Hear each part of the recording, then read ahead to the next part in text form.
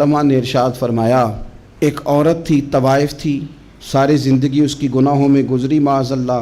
फिर वो एक कुएँ के पास से गुज़र रही थी, एक प्यासा कुत्ता उसने वहाँ प्यास से तड़पते सिसकते देखा, और फिर उसने अपने जूते को लटका कर अपने दुपट्टे की मदद से या जैसे उससे मुमकिन हो सका उसने पानी निकाला, कुत्ते को पिलाया, अल्लाह ने उसकी बख्शिश फरमा दी। आप माशाल्लाह हज़ारों में लोग हैं, आपने बड़ी जल्दी मुझे ये बताना है, ये हदीस आपने पहले भी सुनी हुई है ना? मेरा ख्याल है कोई बंदा नहीं रहा जिसने ना सुनी हो। सुनी हुई है ना हमने अल्हम्दुलिल्लाह। इतने सारे बंदे जो यहाँ मौजूद हैं उन्होंने सुनी हुई है, तो ज़ाहिर है उम्मत मुस्लिमा में जितने लोग हैं ढेर सारों ने ये बात सुनी होगी।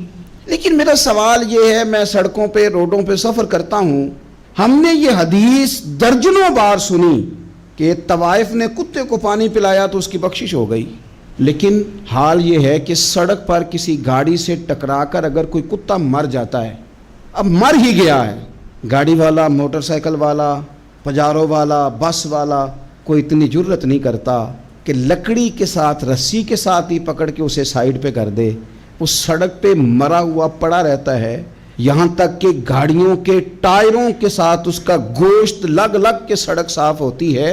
उस महबूब के मानने वाले, जिस महबूब ने बताया कि तवाइफ ने पानी पिलाया था और हमें समझ भी आ गई और हदीस पढ़ भी ली और सुन भी ली, फिर उस मुल्क की जो मुसलमानों का मुल्क है उसकी सड़कों पर मरे हुए कुत्तों को उठाए भी कोई ना, और जख्मी कुत्ता जख्मी हो ही गया है, अब उसे सड़क से साइड पे ही कर दिया जाए कम से कम, ताकि उसकी अगर जान बाकी है तो बच जाए।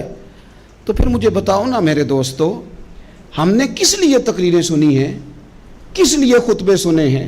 वाज़ व नसीहत की मजालस का मतलब हमने क्या समझा हुआ?